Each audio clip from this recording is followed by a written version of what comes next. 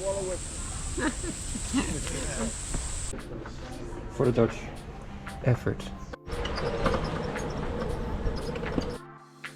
G'day and welcome back at our father and son travels. This episode we're gonna explore one of the 5 big cities of Australia, Brisbane, and see what it has to offer. Well, as you could see, we made it to Brisbane. And we're gonna spend the days here, the next couple of days. This is Chinatown. Pretty cool. So yeah, we're gonna spend our days until the 23rd here. And then we're gonna take the train the whole day to Sydney. It's gonna be an 18-hour train. It's the first time we are in a big city again since Adelaide, basically. Because all the other places, they were, well, still considered minor places or small towns almost. But yeah, this is, I think Brisbane is one of the 4 or 5 biggest of Australia. So you have obviously Sydney, Melbourne, Adelaide, Perth, and then we have Brisbane. Well, making my way back to my dad. Target acquired. Dad. So here we are in a true croissant to eat, and they make it here fresh, like in our bakery.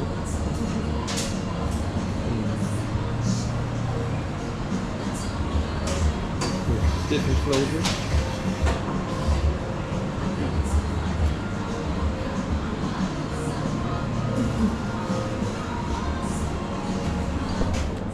Can be better probably, can be handmade, must be very good. We have 1 almond, cheese and pepper, coconut and pandan, and the ham and gruyere. Looks delicious, so we're gonna dig in.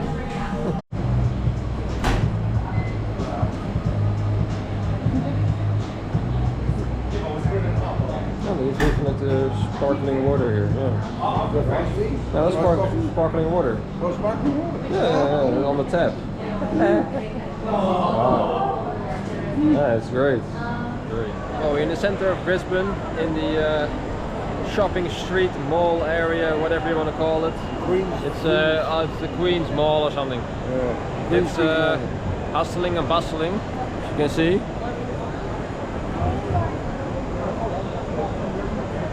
Full of Christmas things. We haven't seen so many people in like 3 weeks or something. It feels very uncomfortable for now. You have passed the deserts and the tropical rainforest, and now we are back in civilization. Yeah. They are basically like pigeons here for the Australians. For us they would look exotic, but they are called bin birds because they actually eat from the bins and stuff, so basically like a big pigeon. So that's irony. So we're gonna stroll around this street a little bit, this area, until it's 2 o'clock, and then we can enter the hotel. We found some wildlife in the Botanical Garden of Brisbane. Apart from the birds, we found a lizard.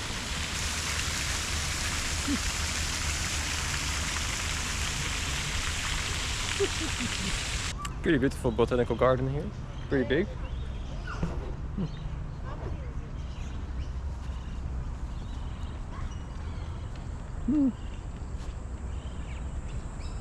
You wouldn't say, but we're still in Brisbane. This is still the Botanical Garden. And it is the, I guess, the jungle walk or something. Very impressive.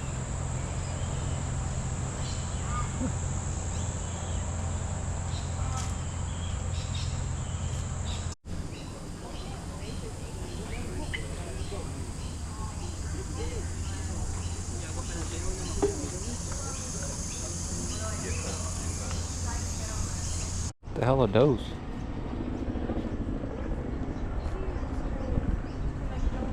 Some interesting looking nuts. Oh, some. Alright, an elephant apple. Alright, so it's actually something you can eat or consume. I have never seen such a thing, but they are massive. hence the name elephant apple probably. Gee, remember in Australia we got capable of flooding every time. So this thing is the flood marker of 1974. As you can see, it's very high. It's a bit higher than I am. I think it's around, well, 2 meters or 210 or something. So you can imagine how much water that was. And after that happened, they have made a dam up the river to prevent this from happening again. And this one is from 2011. It's also quite high. It's maybe a meter or something. Yeah, that's only from here. Yeah. This is the botanical garden. It's next to the river. But it's yeah, it also flooded some areas next to the botanical gardens, like actual buildings and facilities and stuff back in the day. So yeah, that's the problem. It's very ironic actually that Australia has many similar problems that we used to have in the Netherlands in the old days, and we have overcome them, and Australia is still learning how to deal with them. And probably, ironically, if they would have stayed a Dutch colony, then probably this would never have happened, of course. Well, after going back to the hotel, my dad got a haircut actually, and now he's just snoozing on the bed. So I actually stayed behind before at the hotel. So now I am going outside and he is inside. And I just started walking. I crossed the river and just went to this place called West End. And I just arrived here, which is apparently a place with a lot of restaurants and bars and things. So I don't know how this is, but let's just see how it goes. And it smells a bit like Amsterdam here, if you know what I mean.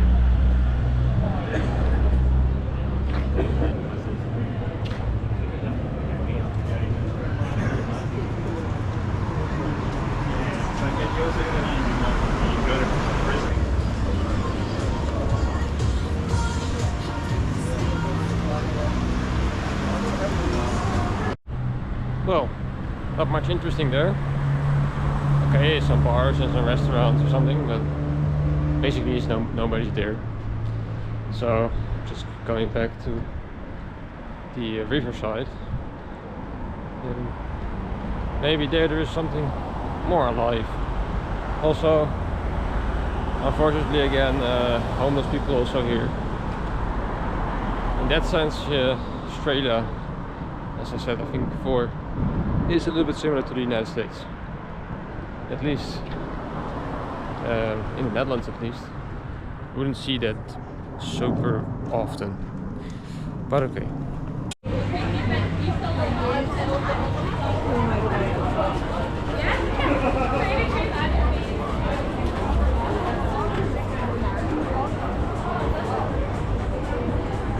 This is definitely the more lively part of the boulevard here, the riverside. There's a lot of restaurants here, of course.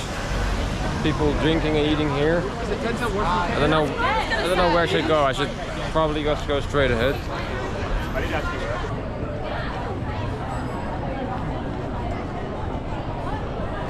So they have some kind of market here, Christmas market maybe. But it is definitely hustling and bustling. It's a good thing, good sign, and it's very close to us.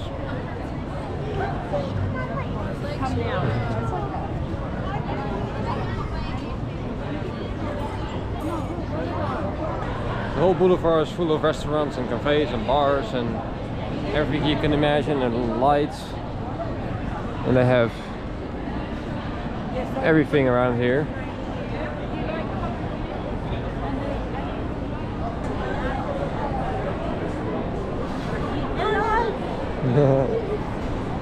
And you also have again those free pools around here that you can use next to the river if you want. Like here we have some pools. Just amazing.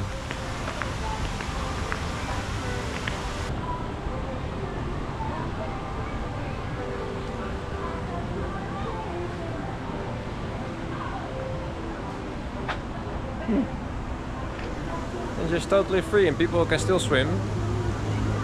You have lifeguards here, and it's a pretty cool concept.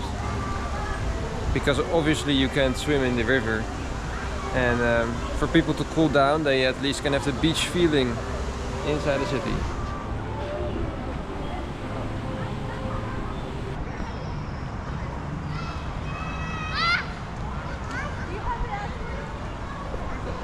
Just pretty amazing that they have all of those pools in the cities around here to accommodate for the heat, of course, and to, well, obviously people that can't use rivers or maybe the ocean because of jellyfish or other stuff, and because, well, anyway, humans are humans and they will do it anyway, so they're just gonna give it to them.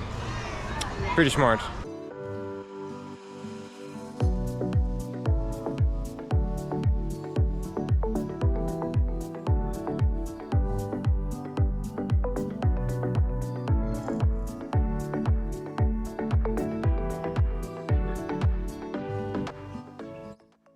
Well, we finally we woke up and we got our coffees after being woken up by the workers.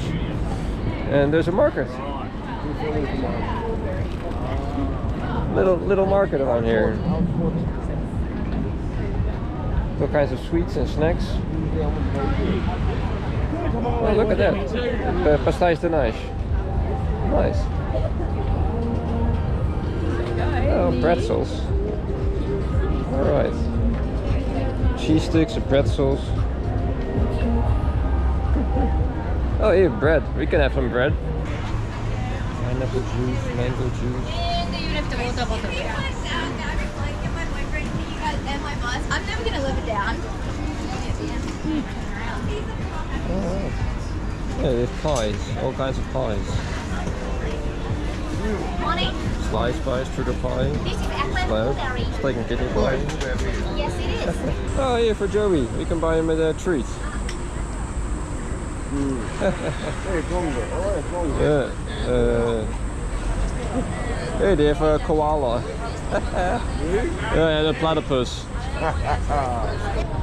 Well, cute little market around here, just around the corner. So yeah, this is the Brisbane arcade with beautiful decorations and also with stained glass in general, as you can see. Stained glass.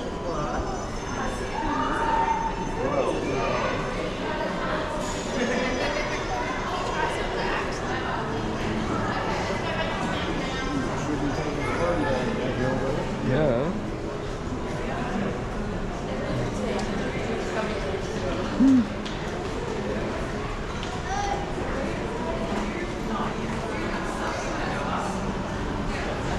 You can also go upstairs.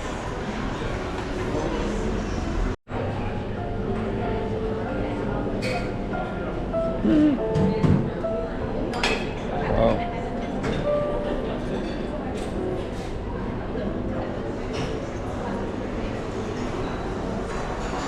So this is the second floor, obviously. Wow.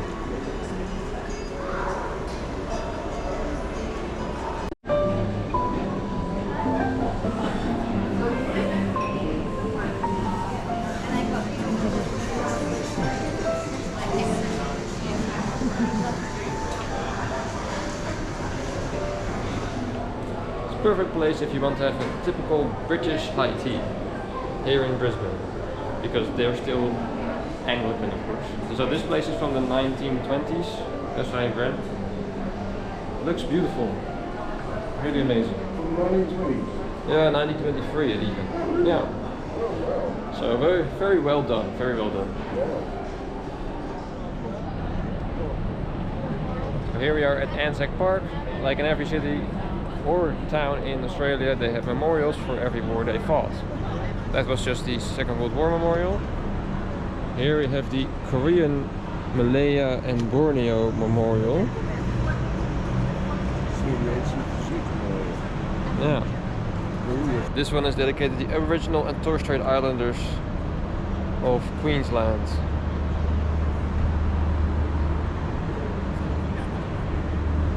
Yeah, nicely done.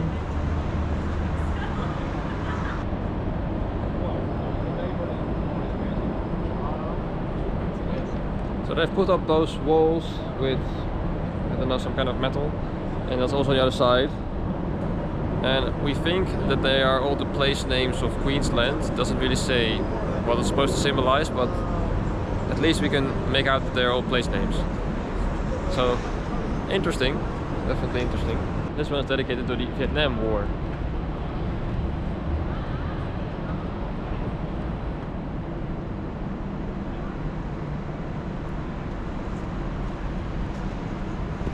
This one is dedicated to the Southwest Pacific campaign, most specifically the Kokoda Trail or the New Guinea campaign. It's not well known in Europe, but the Australians had a very hard fight in New Guinea to get the Japanese out, together with the Papua New Guineas. And it was a horrendous fight, one of the hardest conditions you can imagine. So they have a separate memorial for that in most places, we noticed. Very interesting. This is the memorial hall slash information center. Very interesting.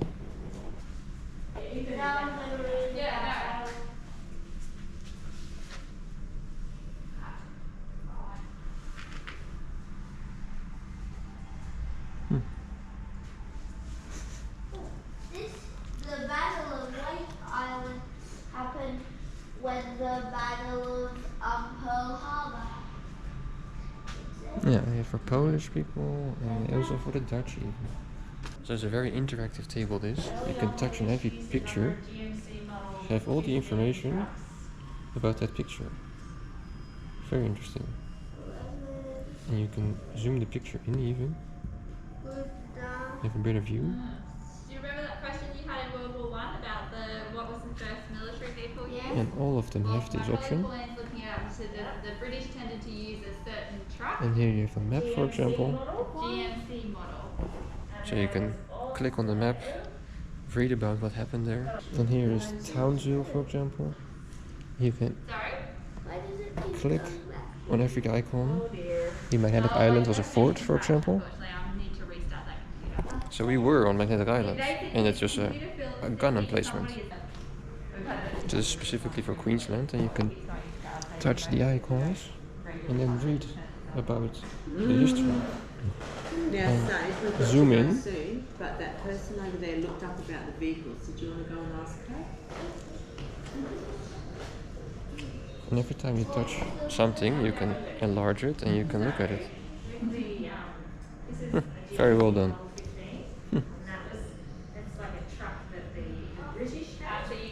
So this is the memorial area for the First World War. That was the Second World War. And here we are at the First World War. And it's just amazing how much attention and detail and effort they put in their memorials around here, all in Australia. Because for Australians, their nation sort of started with the First World War, which is the Great War also. And that is one of the defining moments of Australia that sort of gave them their identity, and that they felt like they were a separate nation and not just British. And that's why they give so much effort to it, and not forgetting to say that, you know, the people that died for the Australians, considering that that country didn't have so many citizens yet, right? So the impact was huge. So 10,000 lost their lives of the 75,000 that enlisted. So imagine almost, well, 1 in 6 of only Queenslanders died on a population of just a couple of million, I don't remember how many, in total of Australia. That's a very big amount. So you can understand why they put so much effort in it.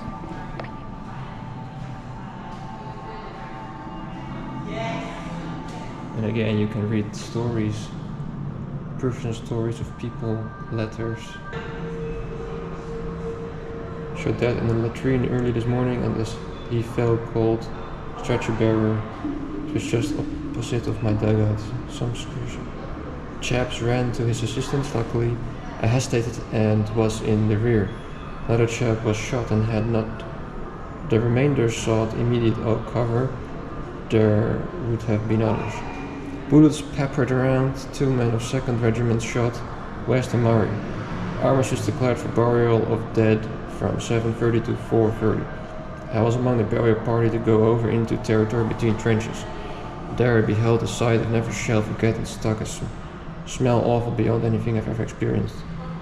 So many of our men, although committal over about 15 bodies, most of them were decayed beyond recognition, won't fill in gruesome details. There was a line of demarcation consistent between the trenches. At one point there are only... Christ. I mean, those stories are... It's just one story. It's just incredible. For the Dutch effort.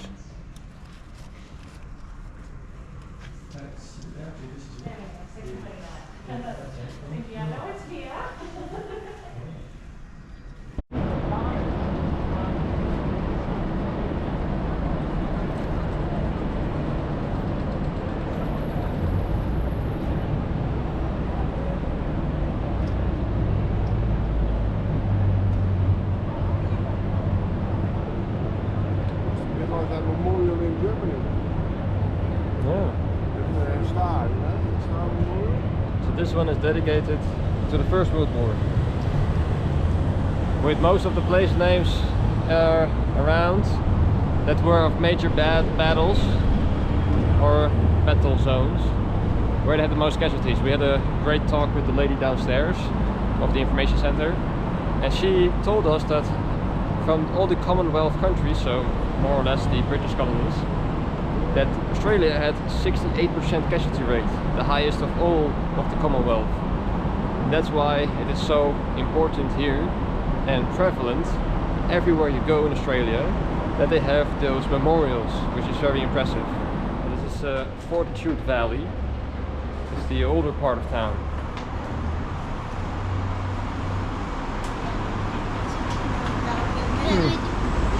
Look at that hotel.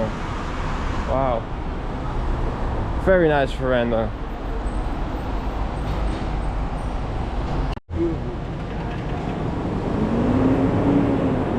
And so yeah, that looks pretty Art Nouveau. Yeah. Very beautiful architecture. Let's have a look inside.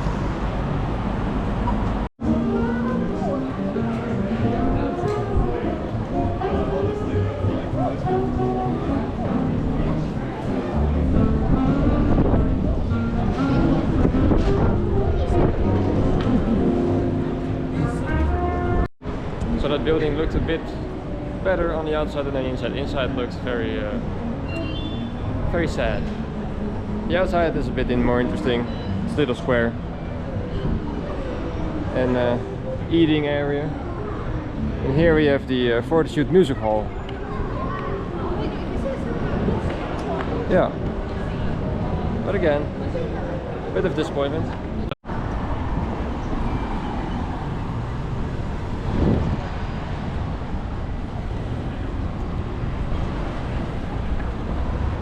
Looks like a little bit like the rich people's shopping street. We have been to a couple of those shopping areas, and what we notice is it's very quiet most of the time, very calm, and not very vibrant. Not like last night. Yeah, just had a coffee in another place. So they're also sometimes they're just closing already, or it's empty, or not a lot of people, not a lot of activity. Well, after walking around a bit in that area, we're making our way back a little bit now to where we came from. We are at Stony Bridge, a pretty big bridge actually, and we're gonna rent some bikes this time. This time we have bikes actually, so we're gonna feel Dutch for a second. Weird thing is that you need a helmet here apparently. I've never used a helmet for biking ever. So it's gonna be the first time that I use a helmet for biking. Very unusual. But okay. Let's see how it goes.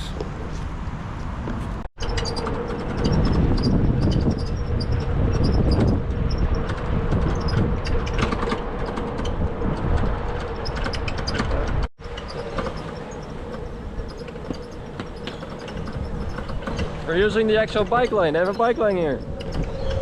Now we are back in the Botanical Gardens.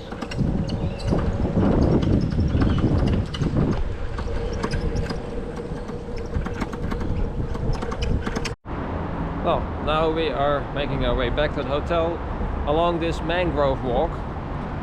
So here we have the mangroves, exactly next to the highway. And yeah, this nice path here. It looks very new, brand new, I think. And there are explanation signs here and there about the nature, the birds and stuff like that.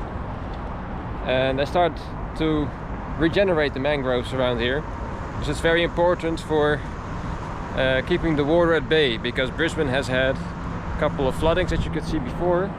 That's probably one of the lessons that they learned, is that the mangroves are actually very important around here and in the river systems to keep the water calm and to control it, because a mangrove is a natural control for water. So it's very interesting. So right now we're walking to the Roma Park, as it's called. And one thing that you notice in most places in Australia and also Brisbane is this.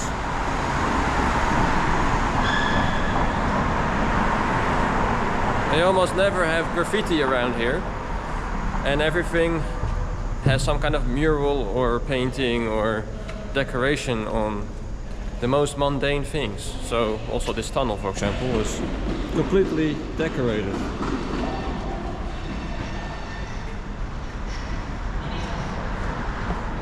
Where normally Netherlands, for example, would not be anything. So attention to detail is nice here. Well, we are at the Roma Botanical Garden or Gardens. And it's a lovely place. They have a cinema area where in the summer they show cinema and kinds of movies during the Christmas period. It's their summer. But yeah, look at how nice and open it is here. Yeah, and how busy. So inside the park they also have memorials again, like Vietnam, Tobruk and the Anzac Cove. They have everywhere. But surprisingly, also the Netherlands. Look at that. They have the Dutch colors. This is fully for the recognition of the men and women of the Netherlands in the Netherlands East Indies who joined the people of Australia in the defense of their country in the years 1941-1945.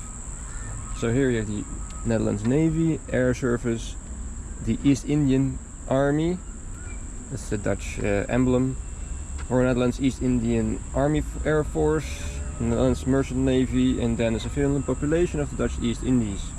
And then here we have something else. This plaque commemorates the dedication of the Netherlands East Indies Memorial. Oh, it was recent, 2017. It's a bit ironic that we find more memorials here in Australia of the Dutch East Indians, and then you would say or see in the Netherlands. It's unfortunately a little bit forgotten topic. Yeah. So it's nice to see that it's represented and that it's at least remembered somewhere, but not in the country that should be. Yeah.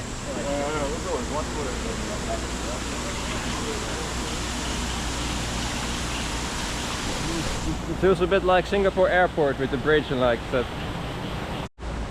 Look at those flying foxes. Jeepers creepers. During the day. Oh, there's another one. Wow. Crikey. Yeah, you can see them hanging up there. Yeah, it's of course a bit far away, but wow. Those were the same ones probably that were flying above our heads in cans, which was a bit lower for comfort. And if you're not used to that, it's kind of spooky because they're pretty big, as you can see. I mean, if you can see them from this distance, you can imagine how big they are from up close. Yeah, there's a little Batman. Jeepers.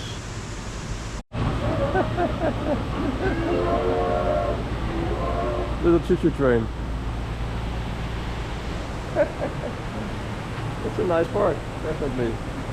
It's just absolutely amazing to see flocks and flocks of those flying foxes. It's just crazy to see that. In the Netherlands you just see that in a zoo, of course. And then here they just fly around during the daylight. It's amazing.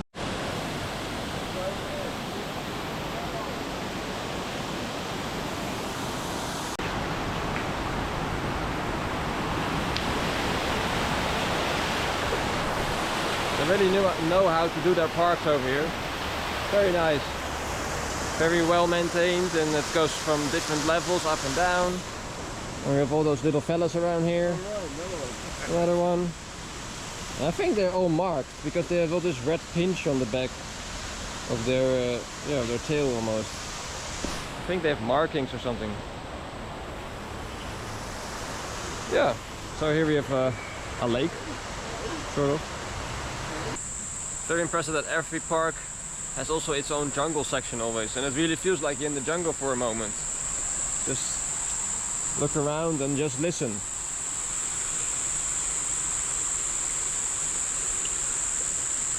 You'd be astounded. Yeah.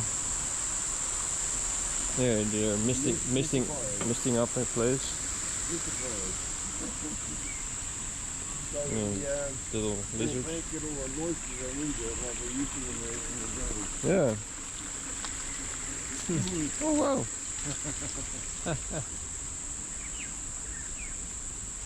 Impressive. Whoa, hello. Almost got attacked by a butterfly. And there are lizards everywhere. Dragonfly. Yeah, the dragonfly, yeah. They also are around here. Oh wow.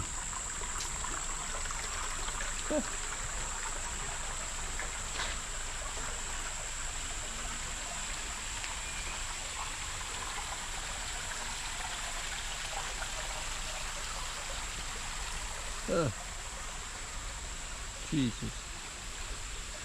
It's a weird thing of those weird looking things. I don't know what they are. Yeah. Very strange. Jeez.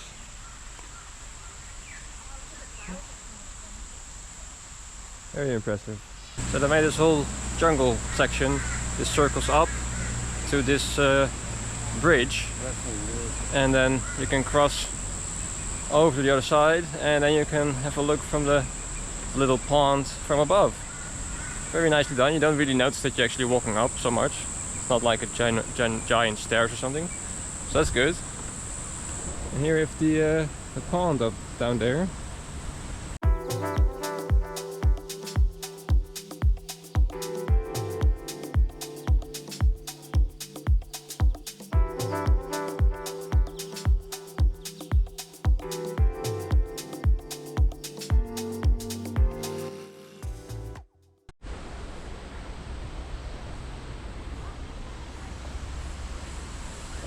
Here you have some lovely flower arrangements, very nicely done.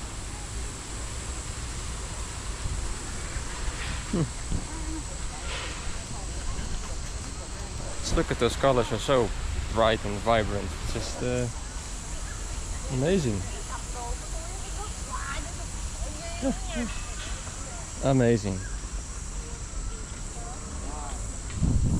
Look at that.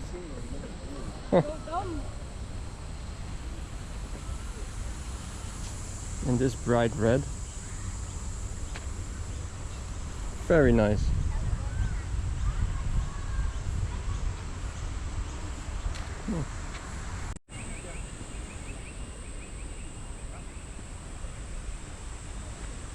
Seasonal colors.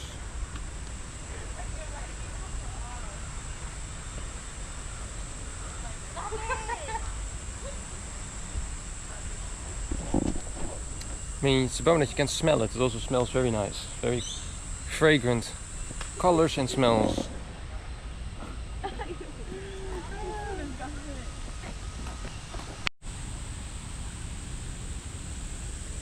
you take it, you swallow it.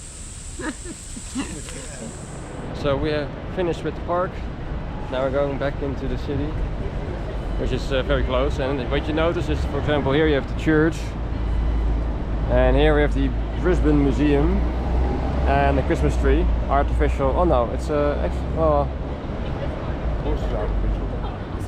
At least it looks good. And it's, those old buildings are surrounded by all those new ones, right? It looks very out of place. All the shiny things.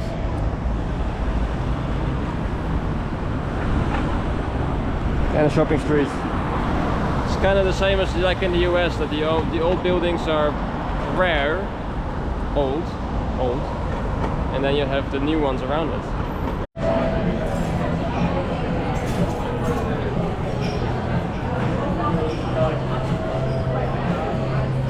They're always watching cricket around here. I have no idea what it's about, how it works, what they do. It looks very confusing.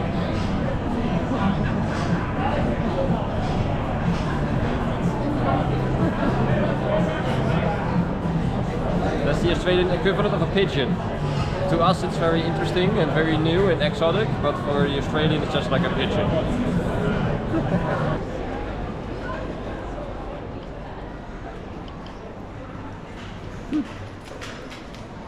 Alright. Oh. Look at that. Hidden away.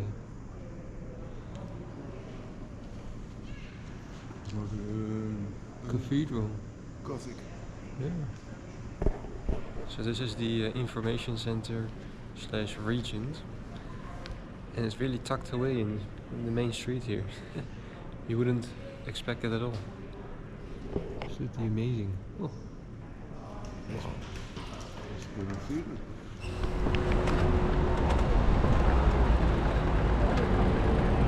Go out for a quick midnight stroll. We have been in the whole afternoon inside. It's kind of tired. My dad mostly very tired, and yeah, needed some sleep. And we have to stay here anyway awake because we take the train at 5 AM. So it's gonna be an all-nighter sort of. So just take in the evenings of Brisbane with this bike. That's going very fast actually, to be fair. I have to do most of the work myself. And those helmets, they never fit. It's horrible. If you want to click those things, you basically choke.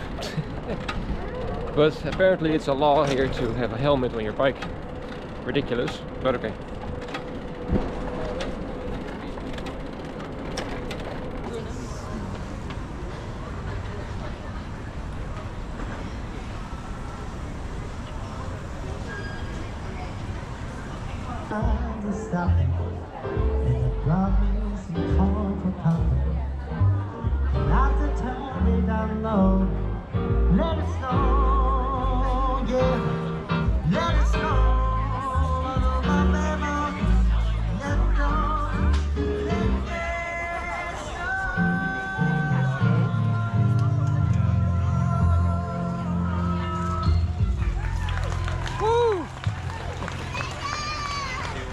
Very nice. At the Christmas market here they also have this little tavern. Apparently it's called the Tinsel Tavern, with Christmas music in the summer jazz, Christmas music. Something you don't say very often if you come from the north. But it's very nice atmosphere, very nice. So yeah, definitely one bummer about Australia is that everything is always very early closed. Always early. Would never happen in Europe, that's for sure. Here it's barely 10 o'clock and everything is already basically cleaned up and done. Everything closes already. And this is specialty, this is a special moment. This is Christmas time, right? So then things are open more. But normally, of course, it's closed as soon as possible. Just like the coffee shop around the corner, closes at 3 o'clock or something, 4 o'clock. But yeah, it's hard to get used to those times around here. Very strange.